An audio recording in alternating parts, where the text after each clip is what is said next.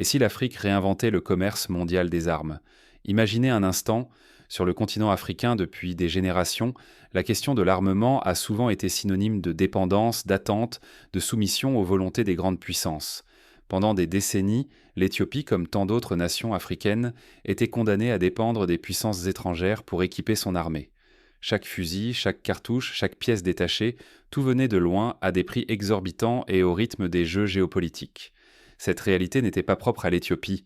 Du Maroc à l'Afrique du Sud, du Sénégal à la Tanzanie, la carte de la sécurité africaine était tracée par les contrats d'armement étrangers, les livraisons sous conditions et les ruptures brutales provoquées par un simple changement d'alliance internationale. Ce temps est révolu.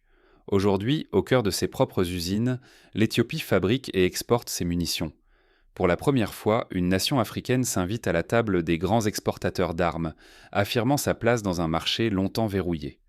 Cette révolution silencieuse mais puissante n'est pas le fruit du hasard. Elle est le résultat d'un demi-siècle de tâtonnements, d'échecs, de résilience, mais aussi de vision stratégique. Ce bouleversement n'est pas qu'une prouesse technique, c'est un changement de paradigme. L'Éthiopie ne se contente plus d'assurer sa sécurité. Elle influence désormais l'équilibre des forces régionales et inquiète les géants du secteur. L'histoire a déjà vu, ailleurs dans le monde, des pays briser la dépendance armurière. La Turquie, par exemple, a transformé son industrie de défense en moins de 20 ans, passant d'importateur chronique à fournisseur régional incontournable. L'Inde, elle aussi, a engagé une politique d'autosuffisance, avec pour résultat l'émergence de géants nationaux capables de rivaliser avec les standards occidentaux. Quelles seront les conséquences pour l'Afrique et ses voisins ? Cette autonomie nouvelle menace-t-elle les intérêts des grandes puissances ou annonce-t-elle un réveil africain, une ère d'indépendance et de souveraineté? Entre fascination et inquiétude, le monde observe. L'enjeu est immense. Il s'agit de savoir si l'Afrique restera perpétuellement à la merci des autres ou si elle peut, enfin, redevenir actrice de son propre destin. Derrière ces munitions éthiopiennes qui franchissent les frontières, il ne s'agit plus seulement de commerce mais d'un jeu de pouvoir mondial.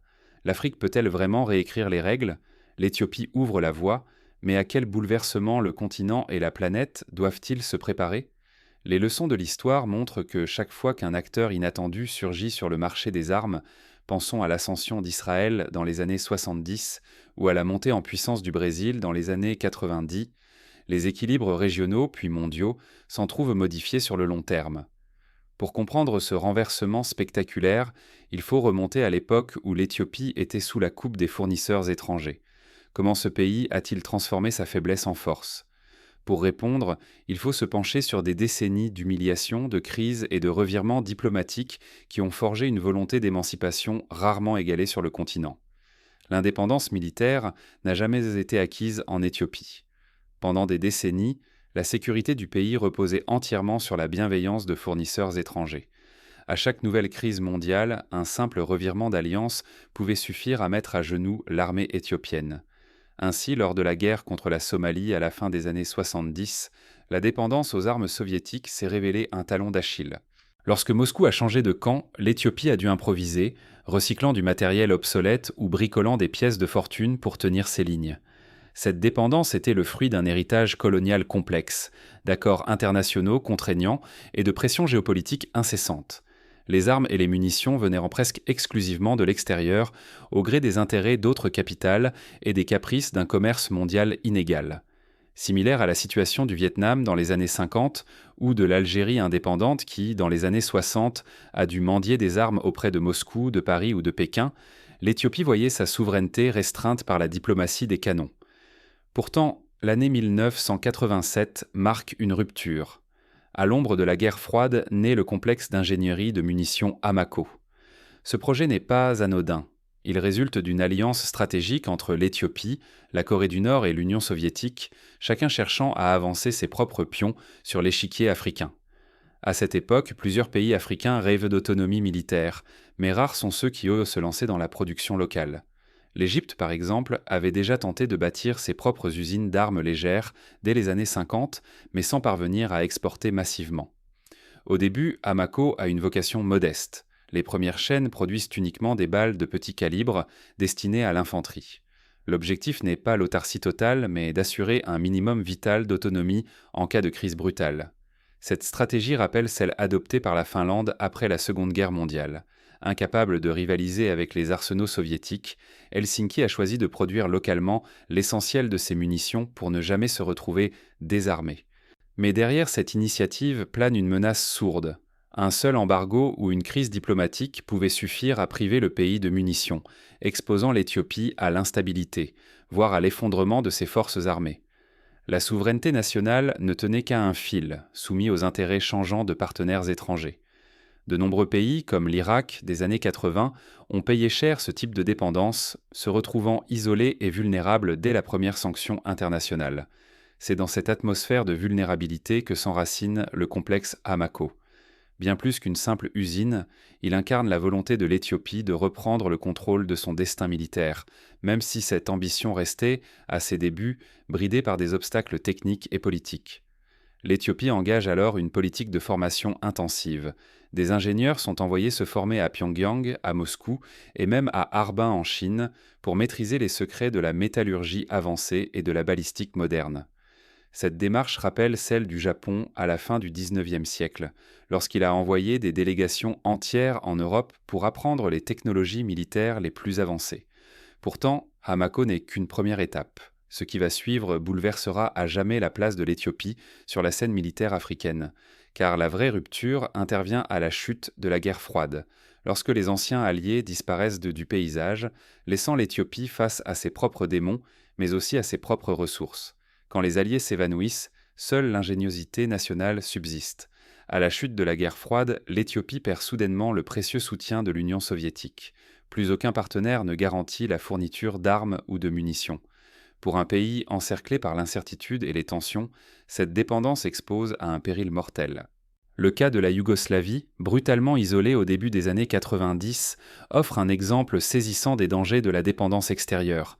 L'effondrement de la chaîne d'approvisionnement a précipité la débâcle militaire. Face à l'isolement, une certitude émerge. Il faut devenir autonome.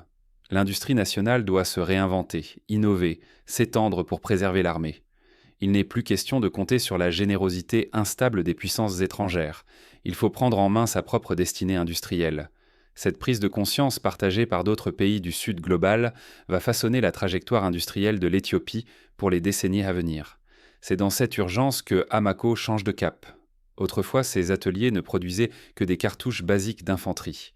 Rapidement, les ingénieurs comprennent qu'il faut diversifier et hausser le niveau technologique. Munitions anti-aériennes, balles de précision, alliage avancé. L'investissement explose dans la formation, l'ingénierie et la recherche. On met en place des partenariats avec des universités nationales, on crée des bourses pour envoyer les jeunes talents en formation à l'étranger, et l'on invite des experts internationaux pour auditer les processus de production. Les années 2000 amorcent une révolution. Hamako introduit des robots, des machines-outils numériques, l'automatisation à grande échelle. La cadence grimpe en flèche, la qualité atteint les standards internationaux. Les ingénieurs locaux forgent un savoir-faire de haut vol. On pourrait comparer cette mutation à celle opérée par la Corée du Sud dans l'industrie automobile ou électronique. En misant sur la formation et la standardisation, le pays a réussi à s'imposer comme un acteur incontournable, là où peu l'attendaient. Cette montée en puissance fait de Hamako un pilier industriel de l'Afrique de l'Est. L'Éthiopie, hier importatrice, devient incontournable, forte d'une production fiable et indépendante. C'est le socle d'une souveraineté retrouvée et d'une ambition régionale nouvelle. On assiste alors à la naissance d'un effet d'entraînement. Des PME locales émergent pour fournir des composants, des logiciels de contrôle qualité, des services logistiques, créant un véritable écosystème industriel. Sans cette quête d'autonomie, l'effondrement des défenses et la perte de contrôle sur la sécurité auraient été inévitables. La souveraineté nationale ne tenait plus qu'à un fil, celui de l'indépendance industrielle. L'histoire récente de la Libye, dont l'armée s'est effondrée faute de munitions après les premières sanctions internationales, démontre à quel point la capacité de production locale demeure vitale. Mais cette transformation n'est pas sans conséquences. Très vite, l'ascension de Hamako va attirer autant d'alliés que de rivaux, bouleversant la donne régionale. Les États voisins, inquiets de la montée en puissance éthiopienne, commencent à réviser leur propre doctrine de défense. Certains, comme le Soudan du Sud, cherchent à nouer des partenariats technologiques, tandis que d'autres, comme l'Érythrée, redoublent de prudence dans leurs relations frontalières. Plus d'1 million de cartouches frappées du Sokonamoduso Hamako traversent les frontières éthiopiennes. En quelques semaines, l'ordre discret du marché des armes vacille, amorçant un basculement irréversible. Ce chiffre qui aurait semblé inimaginable une décennie plus tôt rappelle l'explosion des exportations d'armes turques vers l'Afrique après 2018. Les premiers accords d'exportation tombent. En moins de 3 mois, ils génèrent pour l'Éthiopie plus de 30 millions de dollars. Jamais une industrie continentale n'avait vu une telle manne, jaillir aussi vite, simplement en valorisant son acier et son savoir-faire. Pour comparaison, il a fallu 5 ans à l'Afrique du Sud pour atteindre un tel volume lors de la montée en puissance de Denel, dans les années 90. Pourquoi ce succès fulgurant? Tandis que les chaînes mondiales s'enrayent, que les livraisons américaines, russes ou chinoises se tarissent, l'Éthiopie occupe la brèche. Elle offre non seulement des munitions fiables et standardisées, mais surtout un accès sans conditions politiques, là où les autres imposent des fidélités ou brandissent l'embargo. Ce modèle séduit les pays du Sahel, en proie à des insurrections, mais aussi des États d'Asie centrale, cherchant à diversifier leurs approvisionnements. Au Soudan, au Nigeria, jusque dans le Sahel, au Moyen-Orient ou en Asie centrale, les demandes affluent. Pour nombre de clients, Amakco devient la réponse à une question brûlante. Comment s'armer sans surveillance ni dépendance à des alliés encombrants? Cette dynamique rappelle la montée en puissance du Brésil dans les marchés d'armes légères qui, dans les années 2000, est devenu le fournisseur de choix de nombreux pays latino-américains souhaitant s'affranchir de la tutelle américaine. Exporter reste un défi périlleux.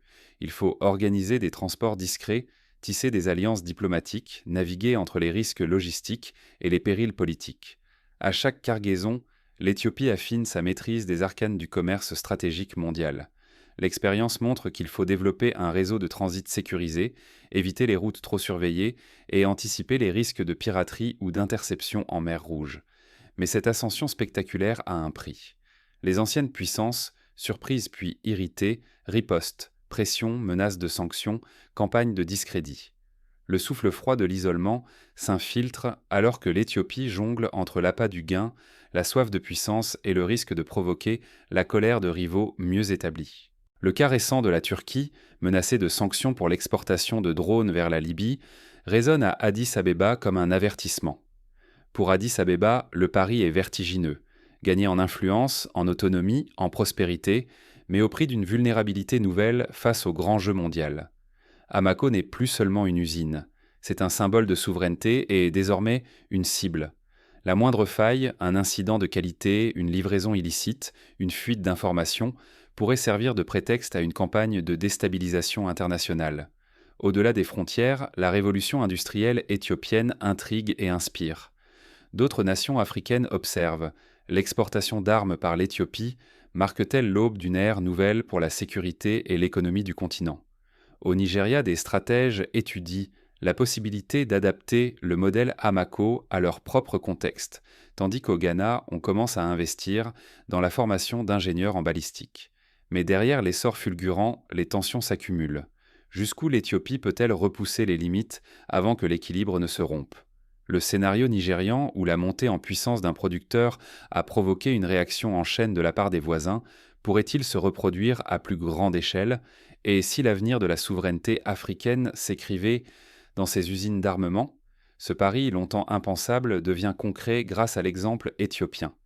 Jadis acheteur dépendant, l'Éthiopie a conquis en quelques années son indépendance, puis s'est imposée comme exportatrice majeure de munitions. Cette transformation bouleverse toutes les certitudes et force le continent à repenser son rapport à la sécurité et au pouvoir.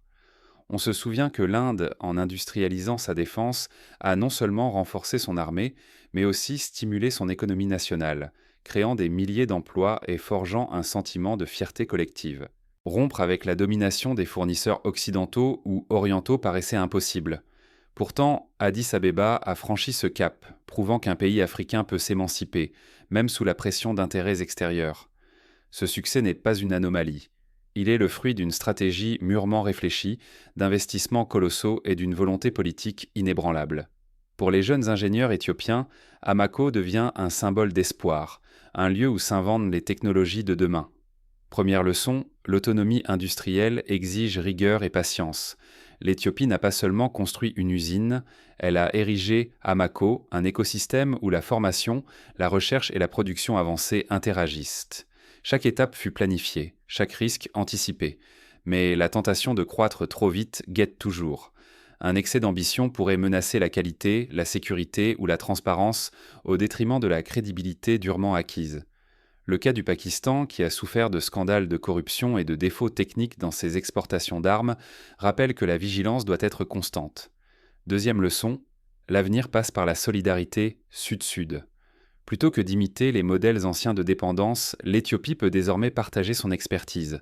Elle pourrait inviter d'autres nations africaines à s'entraîner sur ses chaînes, à co-développer des technologies, à bâtir ensemble un marché africain de l'armement.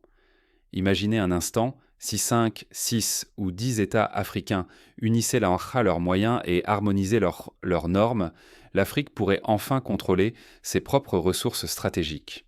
Cette vision, qui rejoint celle du NEPAD et de l'Union africaine, placerait le continent sur la carte des géants industriels. Les obstacles, pourtant, restent redoutables. Les pressions économiques, politiques et diplomatiques ne faibliront pas. L'industrie locale devra garantir des normes strictes, fidéliser ses clients et éviter tout scandale. La moindre faille serait exploitée pour affaiblir l'élan éthiopien et décourager ses alliés potentiels. Face à cela, la transparence, les audits indépendants et l'implication de la société civile deviennent indispensables. Mais la défense africaine, ce n'est plus seulement une affaire de fusils ou de blindés. Elle devient un symbole de dignité retrouvée, une source d'emploi, un foyer d'innovation. Pour beaucoup, c'est l'affirmation d'un droit fondamental, décider de son sort, protéger les siens, bâtir sa prospérité sans tutelle étrangère. Les retombées ne se limitent pas au domaine militaire. Chaque usine d'armement génère des emplois indirects, stimule la recherche universitaire et pousse les industries locales à se moderniser. Le destin de l'Éthiopie pèsera lourd sur toute l'Afrique, réussite ou échec. Chaque décision, chaque revers, chaque progrès comptera double.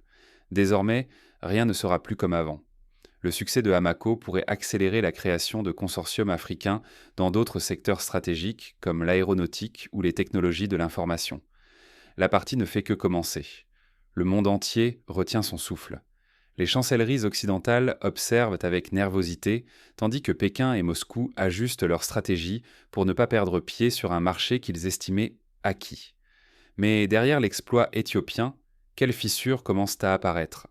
Les ambitions nationales peuvent-elles vraiment s'accorder avec la réalité d'un continent fragmenté ? Faut-il craindre une course aux armements ou, au contraire, espérer une nouvelle ère de coopération industrielle ? L'arme la plus redoutable de l'Afrique n'est peut-être plus la Kalachnikov. C'est désormais le contrôle de son destin industriel. Comme l'a montré l'exemple sud-coréen, la maîtrise de la production locale est la première étape vers une souveraineté véritable et durable. Mais cette maîtrise implique aussi une responsabilité nouvelle, celle de ne pas reproduire les erreurs du passé, de ne pas transformer la quête d'autonomie en source de conflits régionaux. En Éthiopie, ce qui se joue dépasse la simple fabrication de cartouches ou d'obus. C'est une souveraineté qui s'affirme, forgée dans l'acier, la sueur et une vision patiente. Le temps où le continent attendait la permission ou la livraison d'autrui semble s'effacer. Le défi désormais est d'assurer que cette souveraineté serve l'intérêt général et non les ambitions de quelques-uns. Mais il serait naïf de se réjouir trop vite. L'essor industriel éthiopien soulève de nouvelles interrogations brûlantes. Qui dirige vraiment les flux d'armes ? Qui profite de cette indépendance retrouvée ? Surtout, à quelle pression inédite le pays sera-t-il confronté en passant du statut de client à celui d'exportateur ? Pour éviter les dérives, il faudra mettre en place des mécanismes de contrôle démocratique, associer la société civile aux décisions clés et veiller à la transparence des contrats internationaux. Produire ses propres armes, c'est aussi pouvoir refuser les embargos, fixer ses propres règles, protéger son territoire sans implorer des secours extérieurs. C'est un immense pouvoir, mais aussi un fardeau. Ne pas tomber dans les travers de ceux qui ont jadis mis l'Afrique à genoux par la force et la diplomatie des canons. Cela exige une maturité politique, un sens aigu des responsabilités et une capacité à anticiper les réactions du reste du monde. Pour les citoyens africains, cette mutation est un avertissement. S'informer, questionner, rester vigilant ou se soumettre, le choix est là. L'autonomie industrielle pourrait bien offrir l'émancipation économique, des emplois, une influence régionale nouvelle, ou devenir une nouvelle forme de dépendance si elle échappe à tout contrôle. Qui s'assurera que l'industrie serve le peuple et non quelques mains cachées ? Pour le reste du monde, l'irruption de l'Éthiopie sur le marché international de l'armement est à la fois une opportunité et un motif d'inquiétude. Les cartes du pouvoir se redistribuent. Les anciens maîtres doivent désormais compter avec une voix africaine qui n'attend plus leur aval. L'exemple éthiopien pourrait inspirer le Kenya, la Tanzanie ou même des pays francophones à réévaluer leur propre stratégie industrielle. Jamais les responsabilités n'ont été aussi claires.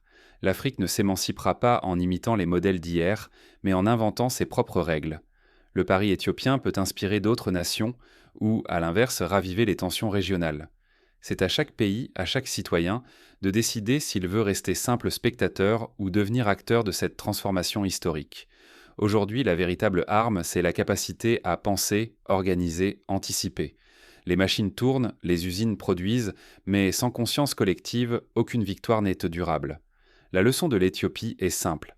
La souveraineté se construit pas à pas, dans la discrétion des ateliers, l'audace des ingénieurs, la détermination des dirigeants et dans la vigilance du peuple. L'Afrique saura-t-elle saisir cette chance ? L'histoire s'écrit. Et vous, quel rôle choisirez-vous d'y jouer ?